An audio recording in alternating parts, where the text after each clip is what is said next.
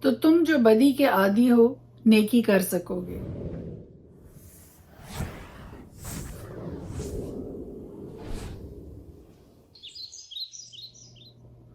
خدائے قدوس کے زندہ جلالی بابرکت پر فضل نام میں ایک بار پھر آپ کو میرا سلام۔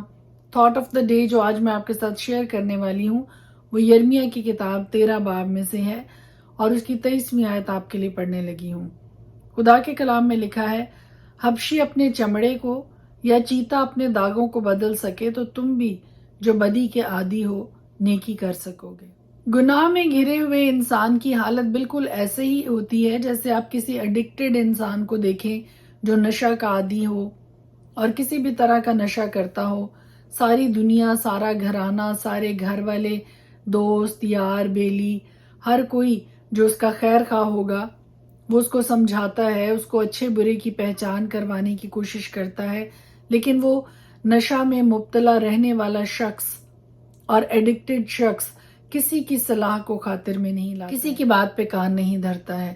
بالکل اسی طرح سے خدا کا کلام یہ کہتا ہے کہ جس طرح سے حبشی اپنے چمڑے کو، اپنے رنگت کو تبدیل نہیں کر سکتا ہے یا چیتا اپنے داغوں کو بدل نہیں سکتا ہے، تو تم بھی جو بدی کے عادی ہو نیکی نہیں کر سکتے۔ اور جس لمحہ کوئی بھی شخص جس نے آج تک کبھی خداوند یسوع مسیح کو اپنے منجی کے طور پر، اپنے مالک کے طور پر اور اپنے کفارہ بخشنے والے کے طور پر قبول نہیں کیا ہے، جس لمحہ وہ خداوند یسوع مسیح کو اپنا نجات دہندہ قبول کرتا ہے، مان لیتا ہے، اپنے گناہوں کا اقرار کرتا ہے، اسی لمحہ چاہے ساری زندگی گناہوں میں گزاری ہو، اسی لمحہ اس کی زندگی بالکل پاک صاف ہو جاتی ہے اور خدا کے فضل سے، خداوند یسوع مسیح کے قیمتی خون کے وسیلہ سے اس کی گناہوں کی وہ ساری کالک اور وہ سیاہی برف کی مانند سفید ہو جاتی ہے۔ اگر آج تک آپ میں سے کسی نے خداوند یسوع مسیح کو اپنے نجات دہندہ کے طور پر قبول نہیں کیا ہے تو آج موقع ہے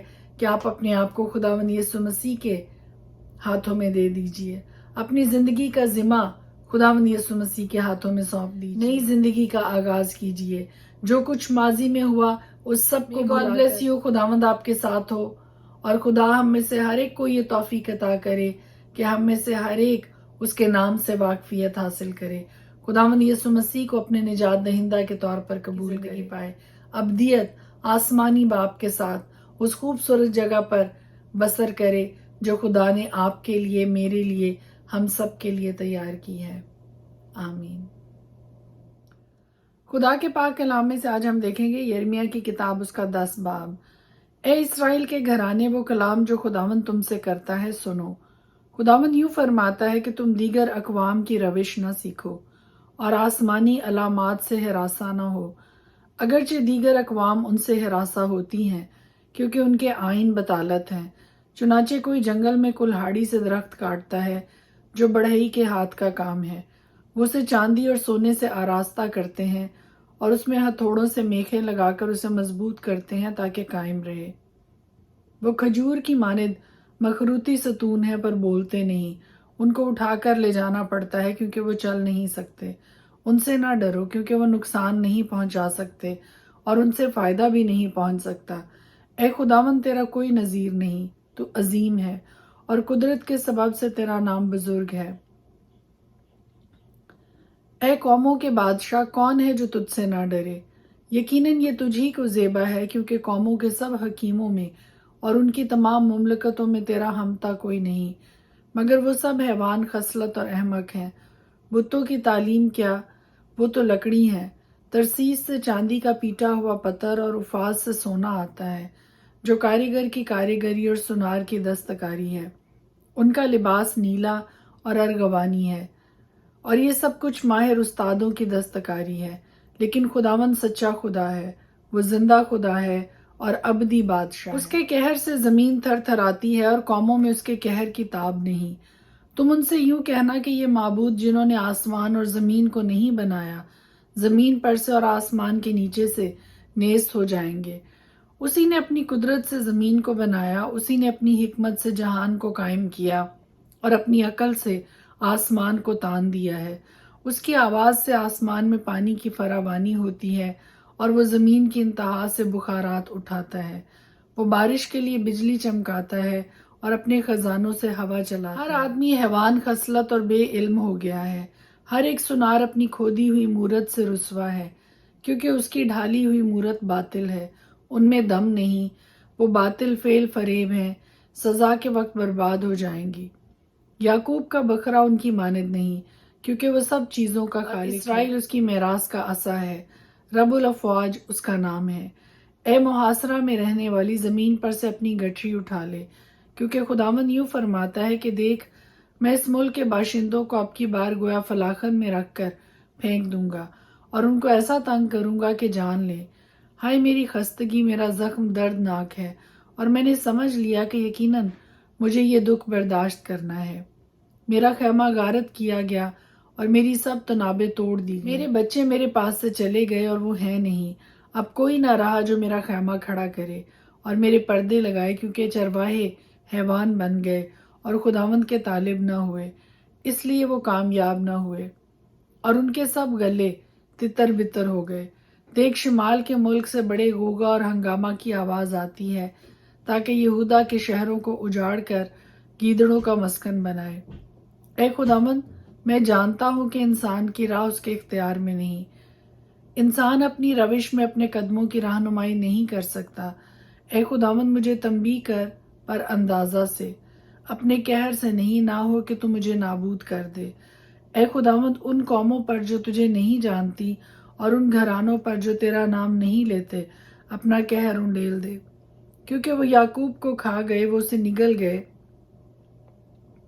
اور چٹ کر گئے اور اس کے مسکن کو اجاڑ دیا۔ یرمیہ کی کتاب 11 باب۔ یہ وہ کلام ہے جو خداوند کی طرف سے یرمیہ پر نازل ہوا، اور اس نے فرمایا کہ تم اس عہد کی باتیں سنو اور بنی یہودا اور یروشلم کے باشندوں سے بیان کرو، اور تو ان سے کہہ، خداوند اسرائیل کا خدا یوں فرماتا ہے کہ لعنت اس انسان پر جو اس عہد کی باتیں نہیں سنتا، جو میں نے تمہارے باپ دادا سے اس وقت فرمائی جب میں ان کو ملک مصر سے لوہے کے تنور سے یہ کہہ کر نکال لایا کہ تم میری آواز کی فرما برداری کرو اور جو کچھ میں نے تم کو حکم دیا ہے اس پر عمل کرو، تو تم میرے لوگ ہوگے اور میں تمہارا خدا ہوں گا، تاکہ میں اس قسم کو جو میں نے تمہارے باپ دادا سے کھائی کہ میں ان کو ایسا ملک دوں گا جس میں دودھ اور شہد بہتا ہو، جیسا کہ آج کے دن ہے، پورا کروں۔ تب میں نے جواب میں کہا، اے خداوند، آمین۔ پھر خداوند نے مجھے فرمایا کہ یہودا کے شہروں میں اور یروشلم کے کوچوں میں ان سب باتوں کی منادی کر اور کہہ کہ اس عہد کی باتیں سنو اور ان پر عمل کرو، کیونکہ میں تمہارے باپ دادا کو جس دن سے ملک مصر سے نکال لایا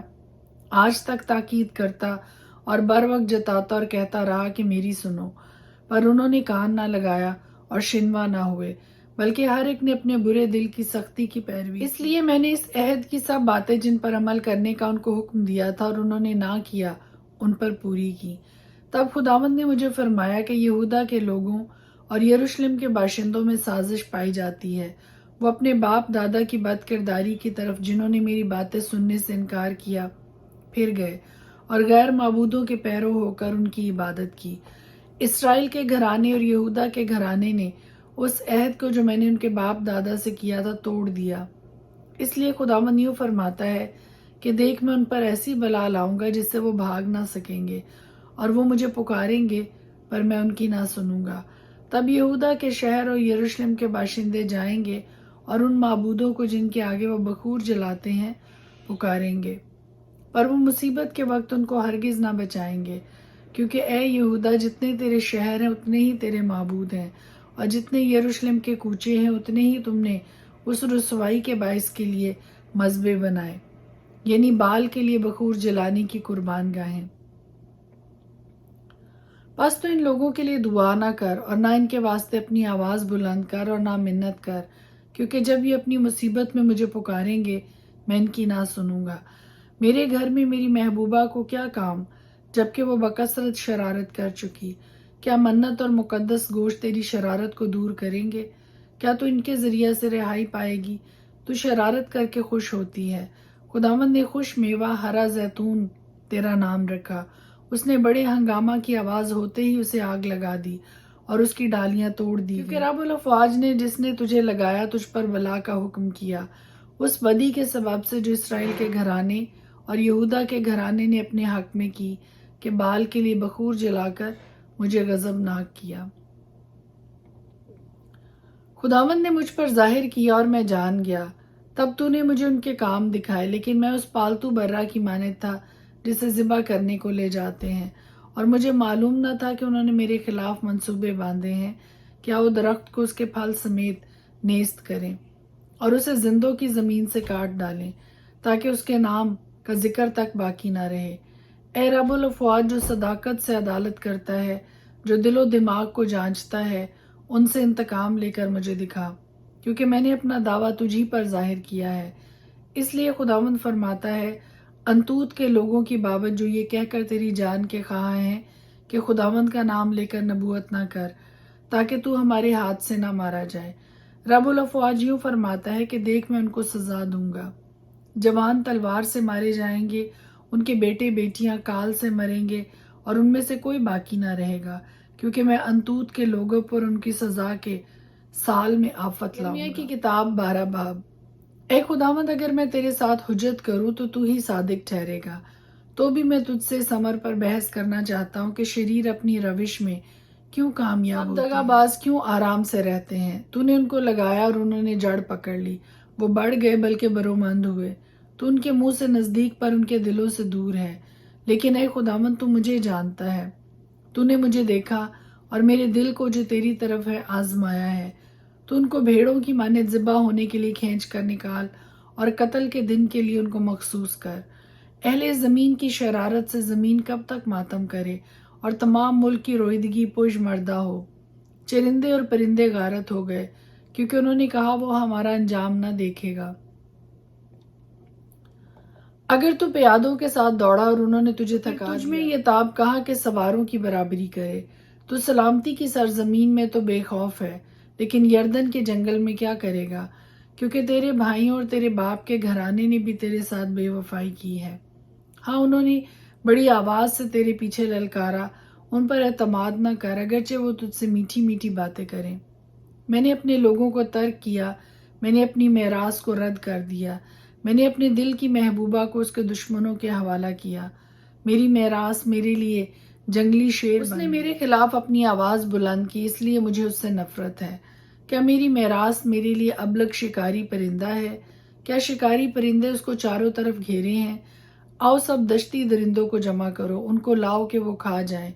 بہت سے چرواہوں نے میرے پاکستان کو خراب کیا، انہوں نے میرے بکرا کو پامال کیا، میرے دل پسند بکرا کو اجاڑ کر بیابان بنا دیا۔ انہوں نے اسے ویران کیا، وہ ویران ہو کر مجھ سے فریادی ہے۔ ساری زمین ویران ہو گئی تو بھی کوئی اسے خاطر میں نہیں لاتا۔ بیابان کے سب پہاڑوں پر غارت گر آ گئے ہیں، کیونکہ خداوند کی تلوار ملک کے ایک سرے سے دوسرے سرے تک نگل جاتی ہے اور کسی بشر کو سلامتی نہیں۔ انہوں نے گیہوں بویا پر کانٹے جمع کیے، انہوں نے مشقت کھینچی پر فائدہ نہ اٹھایا۔ خداوند کے قہر شدید کے سبب سے اپنے انجام سے شرمندہ ہو۔ میرے سب شریر پڑوسیوں کے خلاف خداوند یوں فرماتا ہے کہ دیکھ، جنہوں نے اس میراث کو چھوا جس کا میں نے اپنی قوم اسرائیل کو وارث کیا، میں ان کو ان کی سرزمین سے اکھاڑ ڈالوں گا اور یہودا کے گھرانے کو ان کے درمیان سے نکال پھینکوں گا۔ اور اس کے بعد کہ میں ان کو اکھاڑ ڈالوں گا، یوں ہوگا کہ میں پھر ان پر رحم کروں گا اور ہر ایک کو اس کی میراث میں اور ہر ایک کو اس کی زمین میں پھر لاؤں گا۔ اور یوں ہوگا کہ اگر وہ دل لگا کر میرے لوگوں کے طریقے سیکھیں گے کہ میرے نام کی قسم کھائیں کہ خداوند زندہ ہے، جیسا کہ انہوں نے میرے لوگوں کو سکھایا کہ بال کی قسم کھائیں، تو وہ میرے لوگوں میں شامل ہو کر قائم ہو جائیں گے۔ لیکن اگر وہ شنوا نہ ہوں گے تو میں اس قوم کو یکلخت اکھاڑ ڈالوں گا اور نیست و نابود کر دوں گا، خداوند فرماتا ہے۔ خدا کے پاک کلام کے پڑھے اور سنے جانے پر اس کی خاص برکت ہو، آمین۔